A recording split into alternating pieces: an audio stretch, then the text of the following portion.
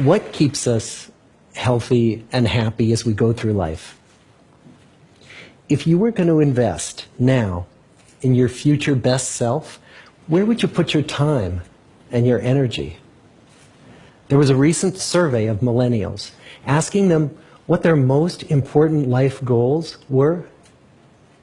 And over 80% said that a major life goal for them was to get rich. And another 50% of those same young adults said that another major life goal was to become famous. And we're constantly told to lean into work, to push harder and achieve more. We're given the impression that these are the things that we need to go after in order to have a good life. Pictures of entire lives, of the choices that people make and how those choices work out for them, those pictures are almost impossible to get. Most of what we know about human life, we know from asking people to remember the past. And as we know, hindsight is anything but 20/20. We forget vast amounts of what happens to us in life, and sometimes memory is downright creative. But what if we could watch entire lives as they unfold through time? What if we could study people from the time that they were teenagers all the way into old age to see what really keeps people happy and healthy? We did that. The Harvard study of adult development may be the longest study of adult life that's ever been done. For 75 years, we've tracked the lives of 724 men. Year after year, asking about their work, their home lives, their health, and of course asking all along the way without knowing how their life stories were going to turn out. Studies like this are exceedingly rare. Almost all projects of this kind fall apart within a decade because too many people drop out of the study, or funding for the research dries up, or the researchers get distracted, or they die, and nobody moves the ball further down the field. But through a combination of luck and the persistence of several generations of researchers, this study has survived. About 60 of our original 724 men are still alive, still participating in the study, most of them in their 90s. And we are now beginning to study the more than 2,000 children of these men. And I'm the fourth director of the study. Since 1938, we've tracked the lives of two groups of men. The first group started in the study when they were sophomores at Harvard College. They all finished college during World War II, and then most went off to serve in the war. And the second group that we've followed was a group of boys from Boston's poorest neighborhoods. Boys who were chosen for the study specifically because they were from some of the most troubled and disadvantaged families in the Boston of the 1930s. Most lived in tenements, many without hot and cold running water. When they entered the study, all of these teenagers were interviewed, they were given medical exams. We went to their homes and we interviewed their parents. And then these teenagers grew up into adults who entered all walks of life. They became factory workers and lawyers and bricklayers and doctors, one president of the United States. Some developed alcoholism, a few developed schizophrenia.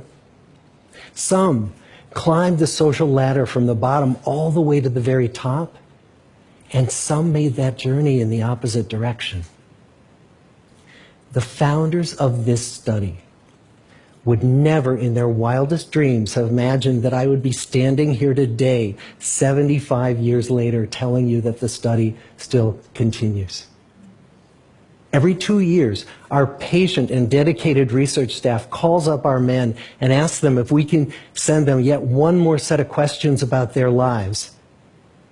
Many of the inner city Boston men ask us, "Why do you keep wanting to study me? My life just isn't that interesting." The Harvard men never asked that question.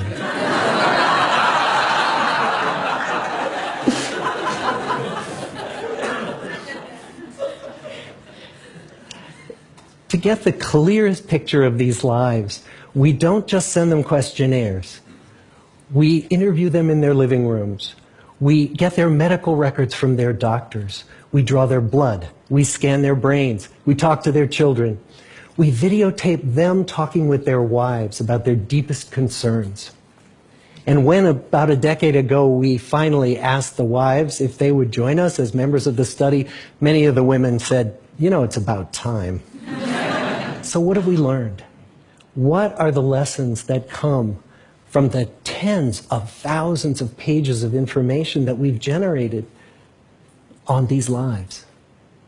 Well, the lessons aren't about wealth or fame or working harder and harder. The clearest message that we get from this 75-year study is this: good relationships keep us happier and healthier, period. We've learned 3 big lessons about relationships. The first is that social connections are really good for us and that loneliness kills.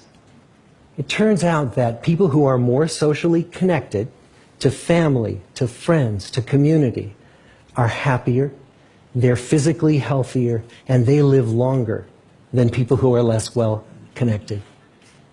And the experience of loneliness turns out to be toxic.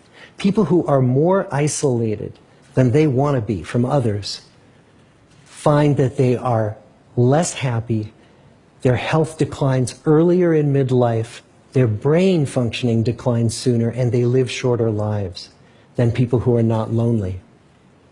And the sad fact is that at any given time, more than 1 in 5 Americans will report that they're lonely. And we know that you can be lonely in a crowd and you can be lonely in a marriage. So the second big lesson that we learned is that it's not just the number of friends you have, and it's not whether or not you're in a committed relationship, but it's the quality of your close relationships that matters. It turns out that living in the midst of conflict is really bad for our health. High conflict marriages, for example, without much affection, turn out to be very bad for our health, perhaps worse than getting divorced. And living in the midst of good, warm relationships is protective. Once we had followed our men all the way into their 80s, we wanted to look back at them at midlife and to see if we could predict who was going to grow into a happy, healthy octogenarian and who wasn't. And when we gathered together everything we knew about them at age 50, it wasn't their middle-aged cholesterol levels that predicted how they were going to grow old. It was how satisfied they were in their relationships. The people who were the most satisfied in their relationships at age 50 were the healthiest at age 80. And good, close relationships seem to buffer us from some of the slings and arrows of getting old. Our most happily partnered men and women reported in their 80s that on the days when they had more physical pain, their moods stayed just as happy. But the people who were in unhappy relationships, on the days when they reported more physical pain, it was magnified by more emotional pain. And the third big lesson that we learn about relationships and our health is that good relationships don't just protect our bodies, they protect our brains.